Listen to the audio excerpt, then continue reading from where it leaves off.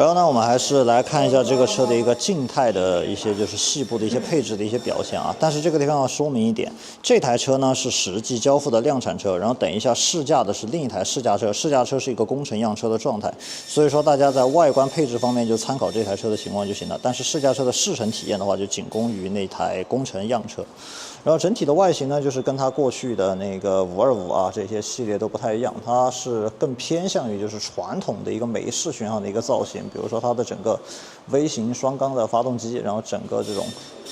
水滴型的一个扁宽的大油箱啊，然后包括它前面的这个圆形的大灯啊，其实都是更偏向于美式风格的。大灯部分呢，还是很有无极的特色啊，它做了一个流水灯的一个造型，然后整体照明亮度，这个日行灯的照明亮度还是比较不错的。然后中间这个地方呢，就是远近光啊，然后中间还做了一个无极的这个 logo， 看起来质感还是不错的。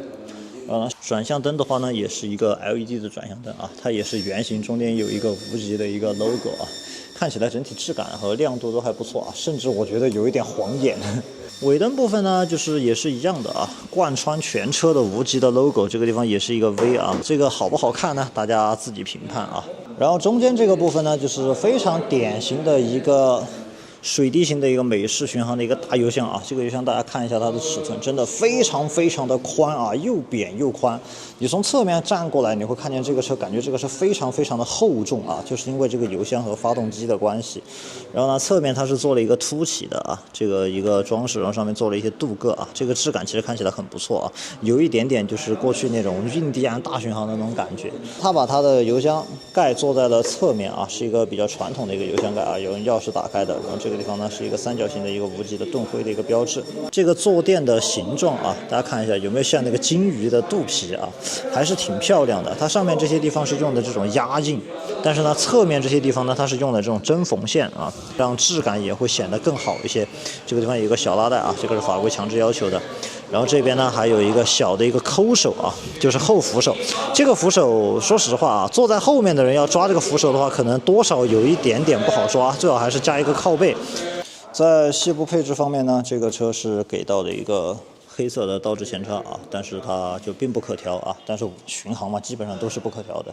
然后呢，下面的刹车配置给的比较高，它是一个西护的对向四活塞的一个卡钳，然后配的一个 4.5 毫米的一个大单盘，然后呢标配了 ABS。然后后部这边呢就相对中规中矩一些啊，后部的这个就是一个普通的一个弹簧避震器，然后也不带气囊，然后也不可调，然后下面呢是一个西护的一个小卡钳。在排气的方面呢，这个车显得就相对于隔壁就是像奔达呀那些来说就要内敛很多了啊。它整体的配色还是偏暗色调为主，大家看一下这种金色啊、黑色啊，其实都是一个哑光面的一个材质。这个排气的造型呢，就相对不是那么传统啊，它是放了一些这种现代有一点偏那种现代工业风的一些设计在上面。这个地方加了一个小的一个名牌。然后呢，我们来看一下它整个的仪表部分啊。仪表呢就是一个圆形的一个仪表，然后呢上面显示的信息呢算是相对来说比较丰富的啊。它整个黑边也隐藏的比较好，并不是非常的明显。然后上面有时速、档位显示，然后空档提示灯，然后包括它的 TCS 关闭 ABS、油量等等的这样的一些转速的一些显示。然后呢，虽然说它这个看起来像是一个多功能的一个按键啊，但实际上它只是支持 TC 的关闭啊这样的一些常规的一些按键选择啊，它并没有像导航投屏的这样的一些功能。好的，现在呢，我们来聊一下无极 CU625的骑行感受。因为和凯越的625V 采用了相同的发动机，大家如果对那款车感兴趣呢，也可以参考一下。首先是动力方面，这台车搭载的是一台实际排量 578cc 的 V 型双缸水冷发动机，最大功率45千瓦，在8500转爆发，最大扭矩61牛米，在5500转爆发，采用皮带传动。从参数上看呢，在同级别属于平均水平，但是因为这台发动机的动力输出区间相对靠前，中低转速的扭矩较为充沛，所以在实际的骑行过程中，你不需要给太大的油门，只需要把转速稍微拉起来一点，发动机就会有非常强烈的动力响应。通俗的说呢，就是拉扯感很明显，这一点呢也是传统美式巡航的魅力之一。但是呢 V2 的另一个特点就是后面的缸头很热，特别是在夏天，骑个几分钟就开始呼呼的冒热气。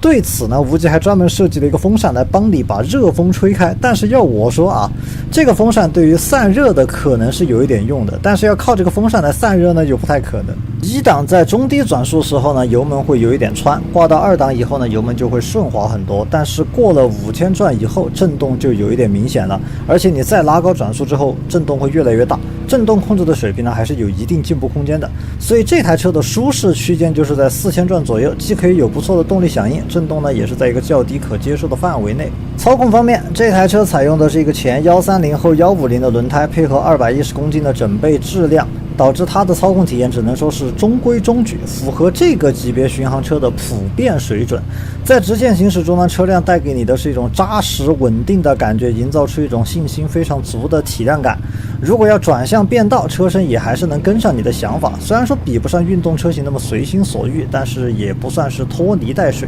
但是如果说你要骑这个车去压弯啊，它的车身动态就会显得明显有一些跟不上了。一方面呢是这个比较低的脚踏，它并不支持你做一个比较大的倾角；另外一方面呢，也是因为它的减震设定相对来说是比较软的，并不能在弯中保持一个稳定的车身姿态。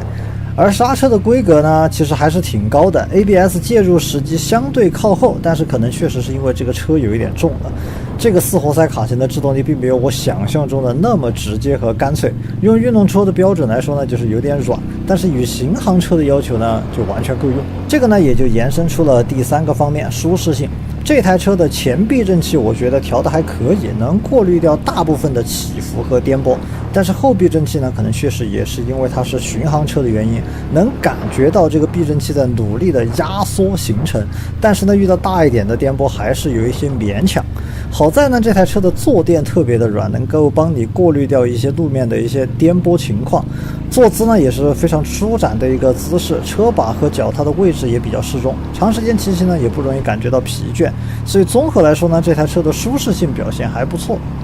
最后呢，我们来总结一下这台无极的 CU625，整台车的外观造型设计不错，做工质感也还好。发动机动力呢更偏初段，现在的价格和凯越的 625V 差距很小，在这个级别算是性价比很高的选择了。大家如果想买600级别的 V2 巡航，可以综合对比参考一下。回头凯越 625V 来了呢，我也会去给大家做一些详细的视频，大家可以先点关注再点个赞。我是大家只聊干货不下饭的好朋友熊仔，我们下期再见。